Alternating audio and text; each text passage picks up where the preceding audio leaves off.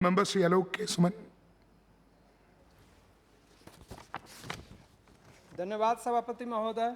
मैं आपका आभार व्यक्त करता हूं कि आपने मुझे demand for grants under the control of ministry of port shipping and waterways for 2022-23 पर बोलने का मौका दिया। महोदय, भारत या किसी भी देश के विकास के लिए समुद्री परिवहन एक महत्वपूर्ण इंफ्रास्ट्रक्चर है। यह न केवल सामाजिक बल्कि आर्थिक विकास करने के लिए भी आवश्यक है। महोदय, पोर्ट शिपिंग और जलवायु मंत्रालय के कार्य क्षेत्र में shipping, ship building, ship repair, ship ports तथा राष्ट्रीय एवं अंतर्राष्ट्रीय वाटरवेज शामिल है। महोदय, भारतीय बंदरगाह बुनियादी ढांचा संरचना के विकास और माल ढुलाई आवाजाही के मामले में काफ़ी पीछे है। सकल घरेलू उत्पाद में जहां रेलवे की हिस्सेदारी लगभग 9% है और सड़क परिवहन की हिस्सेदारी 6% है, वहीं बंदरगाहों का हिस्सा लगभग 1% है। वर्तमान में देखा जाए तो भारतीय मात्रा की दृष्टि से देश के निर्यात पर व्यापार का 90% से अधिक हिस्सा संभालते हैं।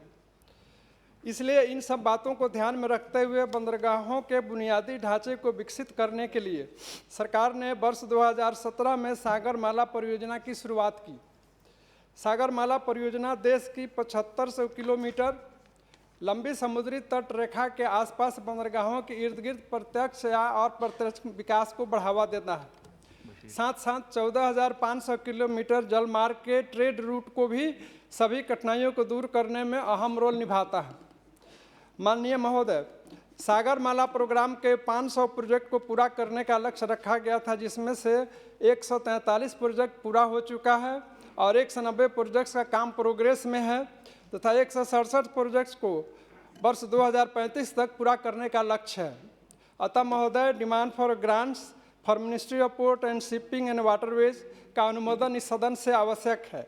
जैसा कि हम सब जानते हैं, आज देश के सभी क्षेत्रों में मजबूती के साथ विकास हो रहा है। आज हम fisheries, shipping, tourism, deep sea mining, offshore energy resources, marine research, ocean conservation और ओशियन साइंस के क्षेत्र में एक बहुत बड़ी अपॉर्चुनिटी सामने खड़ी है, जिसके विकास हम देश को आगे बढ़ा सकते हैं विकास करके। महोदय,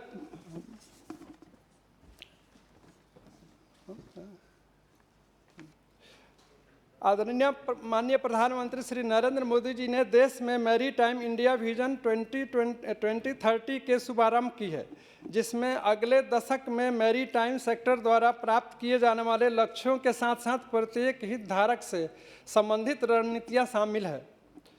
वर्तमान में देश के पास लगभग 13 मिलियन संयुक्त टन भार के साथ देश जाने वाले और तटीय परिचालनों में लगे हुए 1493 जलयानों का बढ़ता हुआ वाणिज्यिक समुद्री बेड़ा है।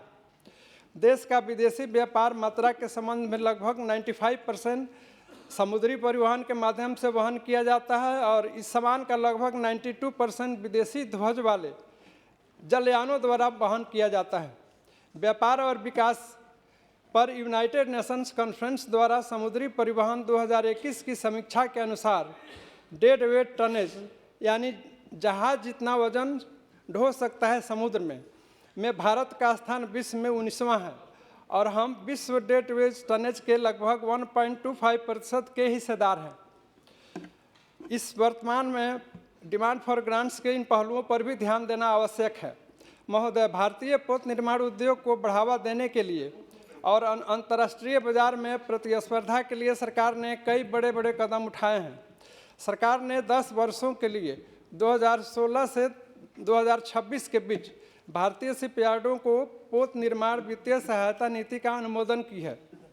भारतीय शिपयार्डों को वर्ष 2016-17 से शुरू करने से कम 10 वर्षों के लिए उचित मूल्य जो भी कम हो के 20% की वित्तीय सहायता प्रदान की जाती है।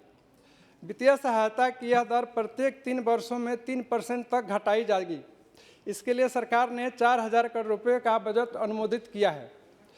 महोदय, विश्व स्तरीय बुनियादी ढांचे को प्राप्त करने के लिए आज देश में प्रधानमंत्री गति शक्ति राष्ट्रीय योजना को शुरू किया गया है, जिसके 7 इंजन हैं।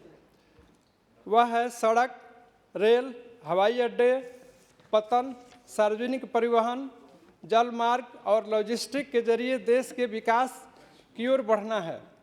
प्रधानमंत्री गति शक्ति लोगों, किसानों, मछुआरों की सहायता और भारत की अर्थव्यवस्था को मजबूती देगा। माननीय सभापति महोदय, मैं इस सदन के माध्यम से माननीय मंत्री जी से पोर्ट, शिपिंग और वाटरवेज का ध्यान अपने संसदीय क्षेत्र गोपालगंज के नारायणी रिवर फ्रंट की ओर आकृष्ट करना चाहता हूं, जो गंडक नदी के किनारे डुमरिया घाट पर है।